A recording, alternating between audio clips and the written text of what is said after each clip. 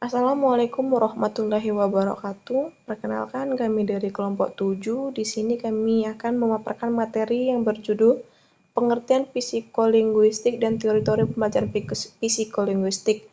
Nah, pemaparan materi pertama akan dijelaskan oleh Saudari Messi Agustin. Terus pemaparan materi kedua akan dijelaskan oleh Saudara Wayan Sunarte, dan pemaparan materi yang terakhir akan dijelaskan oleh saya sendiri. Nama saya Messi Agustin. Kami akan membahas tentang pengertian psikolinguistik. Psikolinguistik adalah penggabungan antara dua kata, psikologi dan linguistik. Psikologi adalah aliran kata dari bahasa Inggris.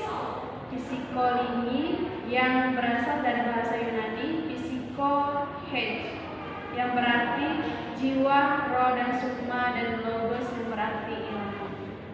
Berikut merupakan dua pengertian psikolinguistik menurut pendapat ahli. 1. Hartley, psiko merupakan ilmu yang membahasa hubungan bahasa dengan otak dalam memproses dan mengkomunikasikan ujaran dan dalam akuisisi bahasa. 2. Emon Beck, psikolinguistik adalah ilmu yang meneliti bagaimana sebenarnya pembicara membentuk dan membangun suatu atau mengerti kalimat tersebut. Terima kasih. 1. Tahap formatif. Pada pertengahan abad ke-20, John W. Grinder, seorang psikolog Amerika, mulai menggagas hibridasi, pergabungan psikologi dan linguistik. Ide ini kemudian dikembangkan oleh psikolog lain John B. Kroll yang pada tahun 1951 menyelenggarakan seminar di Universitas Cornell untuk merintis keterkaitan antara kedua disiplin ilmu ini. Di pertemuan itu dilanjutkan pada tahun 1953 di Universitas Indiana. Hasil pertemuan ini mengawali banyak penelitian yang kemudian dilakukan secara lebih terarah pada kaitan antara kedua ilmu. Pada saat itulah istilah psikolog linguistik pertama kali dipakai. Kelompok ini kemudian mendukung penelitian mengenai relativitas bahasa maupun universal bahasa. Pandangan tentang relativitas bahasa seperti dikemukakan oleh Benjamin Lai Ward 1956 dan universitas bahasa seperti dalam karya Greenberg 1963 merupakan karya-karya pertama dalam bidang psikolinguistik. 2. Tahapan linguistik. Perkembangan ilmu linguistik pada tahap ini mengarah pada pemerolehan bahasa dengan diterbitkannya buku Chomsky pada tahun 1957.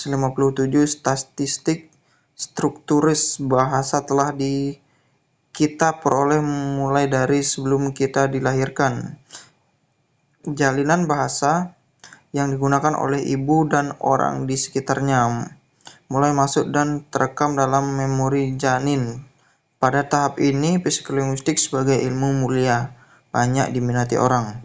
3. Tahap kognitif. Pada tahap ini, psikolinguistik mulai mengarah pada peran kognisi dan landasan biologis manusia dalam pemerolehan bahasa. Pelopor seperti Lane-Briggs mengatakan bahwa linguis itu sebenarnya adalah psikologikognitif, pemerolehan bahasa pada manusia, bukanlah penguasaan komponen bahasa tanpa berdasarkan pada prinsip-prinsip kognitif. Pada tahap ini, orang juga mulai berbicara tentang peran biologi pada bahasa karena mereka mulai merasa bahwa biologi merupakan landasan di mana bahasa itu tumbuh. Lane-Briggs mengatakan bahwa pertumbuhan bahasa seorang manusia itu terkait secara genetik dengan pertumbuhan biologinya. 4. Tahap teori psikolinguistik. Pada tahap akhir ini, psikolinguistik tidak lagi berdiri sebagai ilmu yang terpisah dari ilmu-ilmu lain. Karena pemerolehan dan penggunaan bahasa manusia menyangkut banyak cabang ilmu pengetahuan yang lain. Psikolinguistik tidak lagi terdiri dari psiko dan linguistik saja, tetapi juga menyangkut ilmu-ilmu lain seperti neurologi, filsafat, primatologi, dan genetika. Neurologi mempunyai peran yang sangat penting erat dengan bahasa karena kemampuan manusia berbahasa ternyata bukan karena lingkungan, tetapi karena kodrat neurologis yang dibawanya sejak lahir. Tanpa otak dengan fungsi-fungsinya yang lain, kita memiliki seperti sekarang ini. Mustahil manusia dapat berbahasa. Ilmu filsafat juga kembali memegang peran karena pemerolehan bahasa pengetahuan merupakan masalah yang sudah dari zaman purba menjadi perdebatan di antara para filosof. Apa pengetahuan itu dan bagaimana manusia memperoleh pengetahuan? Primatologi dan genetika mengkaji bagaimana genetika terkait dengan pertumbuhan bahasa. Dengan kata lain, psikolinguistik kini telah menjadi ilmu yang ditopang oleh ilmu-ilmu yang lain. Teori-teori pembelajaran psikolinguistik. Memahami psikolinguistik tidak hanya menjadi pembelajaran mengenai salah satu linguistik terapan, namun pada hakikatnya merupakan kajian untuk memahami kehidupan berbahasa manusia. Pada makalah ini dijabarkan mengenai ragam teori-teori psikolinguistik serta lingkup kajiannya. Selain itu juga dipaparkan ragam isu umum pada bidang psikolinguistik yang melekat pada konteks kita sehari-hari. Karena psikolinguistiklah, maka kita akan memahami untuk apa dan bagaimana kita memperoleh dan mengembangkan bahasa kita. Sebagai garis besar perbincangan teori psikolinguistik tidak bisa terlepas dari memahami bagaimana manusia memahami bahasa, seperti apa cara memperoleh bahasa, dan bagaimana tahap perkembangan bahasa dilalui sejak masa anak-anak. Selain itu, isu-isu yang relevan dalam pemulihan bahasa juga tidak ketinggalan. Misalnya, apakah kondisi kejiwaan juga menentukan kemampuan berbahasa, dan apakah hanya manusia yang bisa berbahasa? Jika dikaitkan dengan cabang ilmu linguistik lain, juga akan mengemuka pertanyaan mengenai apakah memperoleh lebih dari satu bahasa memiliki risiko, dan apakah pembelajaran bahasa kedua termasuk ruang lingkup psikolinguistik.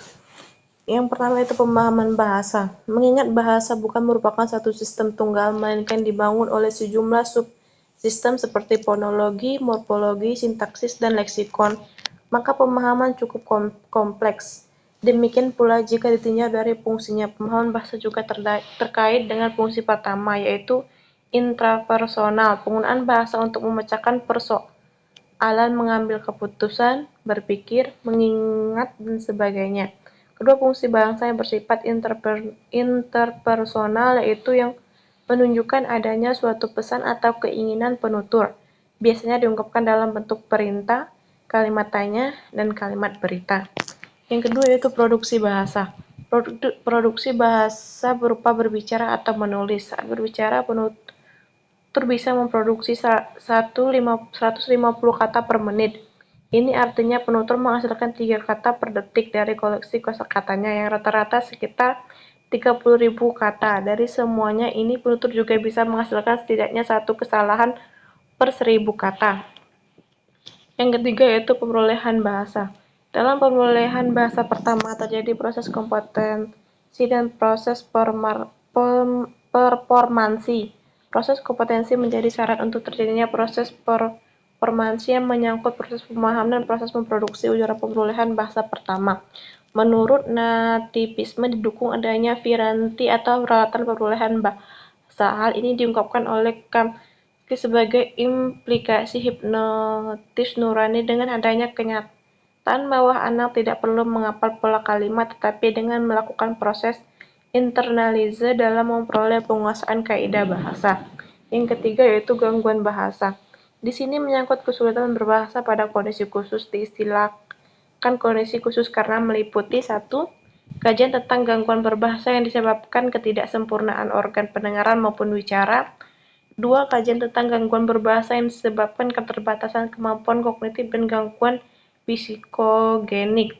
3. Kajian tentang gangguan berbahasa yang disebabkan ketidakmampuan mengolah informasi linguistik. Untuk mencapai kemampuan berbahasa diperlukan terpenuhinya beberapa elemen berikut, yaitu lengkapnya sistem penginderaan, lengkapnya sistem saraf pusat, kemampuan mental yang cukup, kestabilan emosi, pajanan pada bahasa. Baiklah, itu saja pemaparan materi dari kelompok kami. Sebelum kami menutup pemaparan materi dari kelompok kami, izinkan saya membacakan kesimpulan dari pemaparan kelompok kami, yaitu kesimpulan. Psikolinguistik adalah ilmu yang mempelajari proses-proses mental yang dilalui oleh manusia dalam rangka berbahasa. Psikolinguistik mempelajari 4 topik utama, yaitu A. Komprehensi, B. Produksi, C. Landasan biologis serta neurologis yang membuat manusia bisa berbahasa, dan D. Perolehan bahasa. Psikolinguistik bermula dari adanya pakar linguistik yang berminat pada psikologi, dan adanya pakar psikologi yang berkecimpungan dalam linguistik. Dilanjutkan dengan adanya kerjasama antara pakar linguistik dan pakar psikologi. Dan kemudian muncullah pakar-pakar psikolinguistik sebagai disiplin ilmu. Perkembangan ilmu psikolinguistik dibagi menjadi 4 tahap, yaitu tahap formatif, tahap linguistik, tahap kognitif, dan tahap teori psikolinguistik, realita psikologis, dan ilmu kognitif. Baiklah, itulah pemaparan dari kelompok kami. Jika ada yang salah kata, saya mohon maaf. Saya akhiri dengan wabillahi taufiq wal hidayah. Wassalamualaikum warahmatullahi wabarakatuh.